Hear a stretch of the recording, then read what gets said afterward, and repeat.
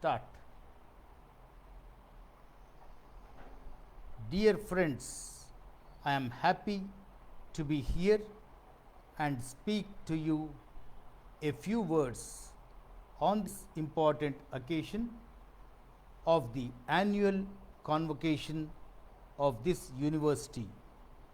I offer my congratulations to the graduates of the year who, by active work and disciplined effort, have attained their degrees, and some of them have achieved distinctions also. Your university has had to face many difficulties of an unexpected character. After partition, you had to perform practically a new university, shifting your teaching departments to different centers and starting new professional institutions. Naturally, your colleges have suffered from overcrowding, bad housing, ill equipped, and inadequate staff. These difficulties affect the maintenance of high standards.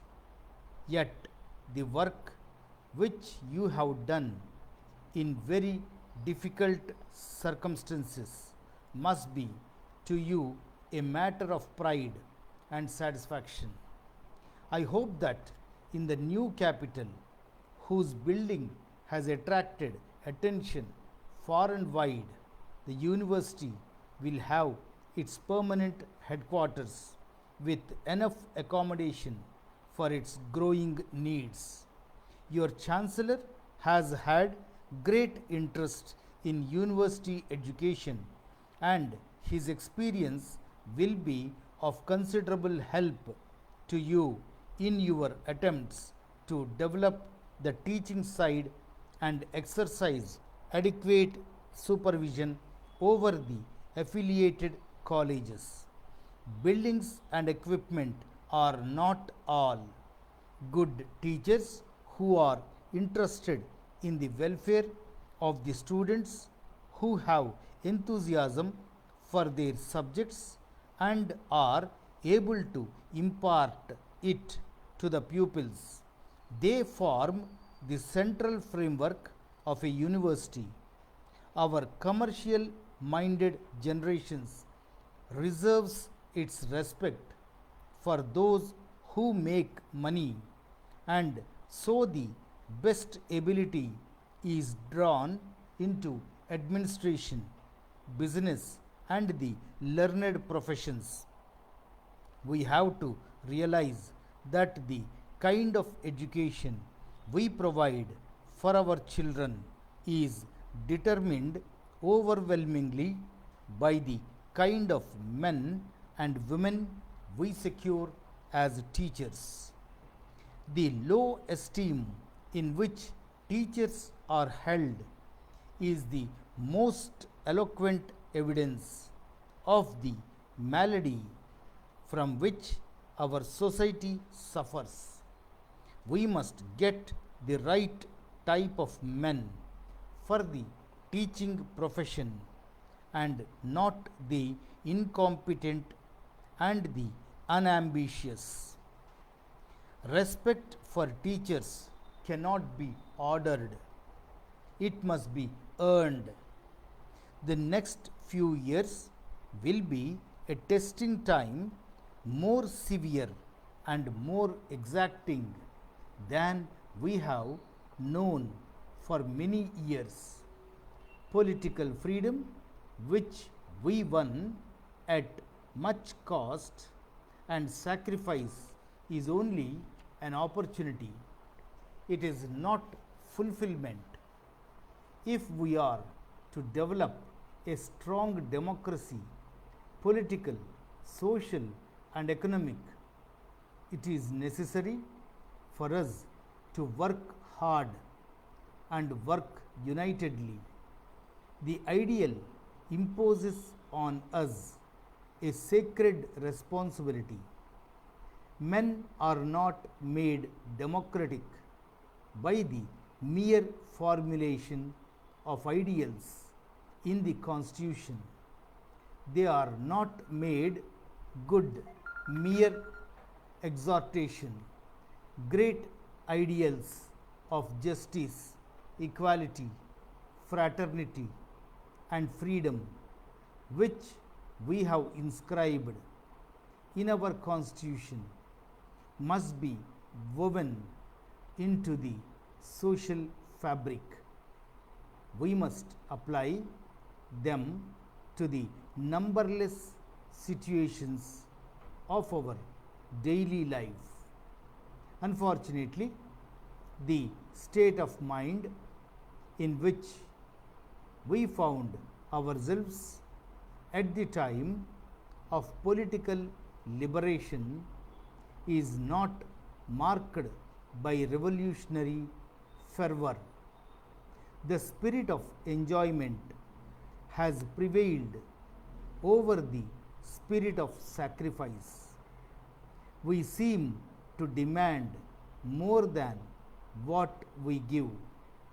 There is much evidence of low morale, dissatisfaction, discontent among people, all leading to serious slackness. We must overcome the spirit sickness which seems to be enfeebling our community. If we do not change our minds, we cannot change anything. A nation is built in its educational institutions. Dear sir, as a member of the local city council, may I draw your attention to the number of complaints which have been made to me in the past month in connection with the dense clouds of black smoke which have been coming from the chimney stack at your factory premises in this city. As you are no doubt aware, it is an offence for any firm to allow undue smoke to come from its factory chimney, and I should not be at all surprised if you do not hear from the police authorities in connection with this matter in the near future. It occurs to me, however, that you are probably not aware of this nuisance, as your offices are situated in a different part of the city. I have pointed out to those who complained to me about this matter that I am sure you would not willingly allow this state of affairs to continue. In view of the above remarks, I feel sure that you will wish to investigate the complaint, and I shall be most grateful if you will kindly let me know your feelings after you have had enquiries made at the works. May I say that it is my intention to bring the matter to the notice of my subcommittee on the council at its next meeting on August 2nd, if the smoke nuisance is not cleared up before that date. Yours faithfully,